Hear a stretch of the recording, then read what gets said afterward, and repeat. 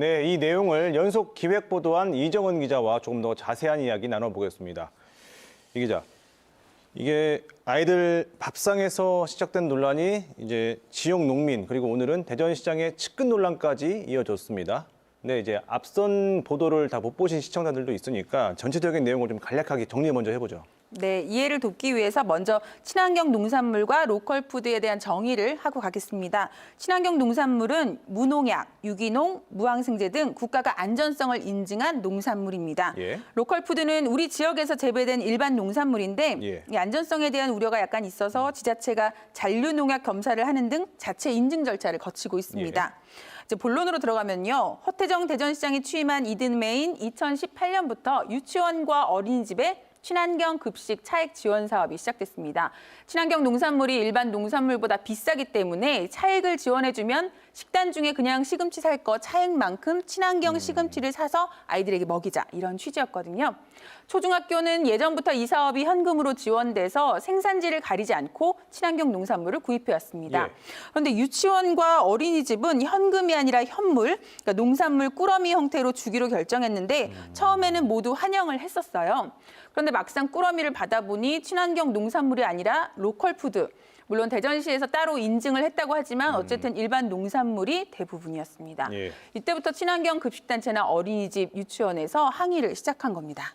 친환경 급식을 한다고 해놓고 왜 이 로컬 푸드를 배송을 했을까요? 그러니까 제 말은 이 로컬 푸드가 나쁘다는 게 아니라 이 친환경과 로컬 푸드는 엄연히 개념이 다르기 때문에 제가 하는 질문입니다. 네, 유치원과 어린이집이면 아이들이 먹는 게 바로 살로 가는 게 보이는 시기입니다. 예. 그래서 이 시기에 아이를 둔 부모라면 채소 하나를 사도 이왕이면 유기농, 이왕이면 무기농 이렇게 따지게 되잖아요. 예, 예. 그래서 친환경 급식 차액 지원 사업이라고 했을 때 아마 학부모들은 당연히 이런 친환경 농산물을 떠올렸을 겁니다.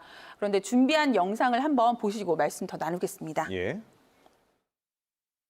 로컬 푸드에서 생산되는 그 부분을 친환경 농산물의 일환으로 꾸러미 사업으로 진행을 해왔던 것이지 그 차액 자체를 친환경 농산물 차액을 지원한 거하고 약간 좀 저는 개념을 달리하고 있습니다.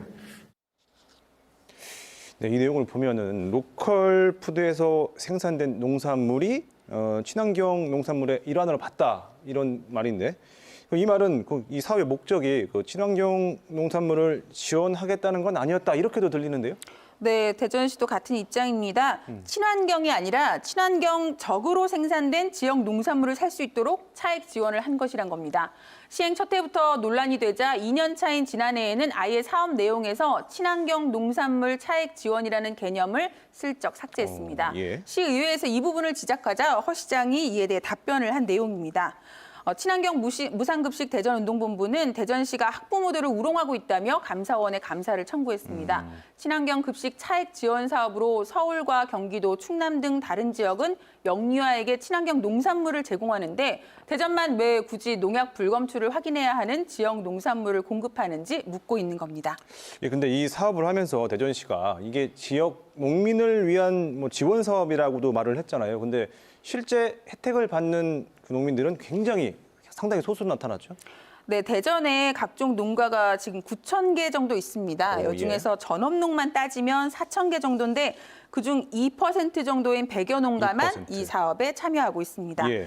지난해 납품액 27억 원 중에 절반을 상위 7곳이 차지했는데 모두 대형 법인 아니면 조합이었고 지역 농가를 위한다더니 대전 지역 이외 농산물도 상당수였습니다.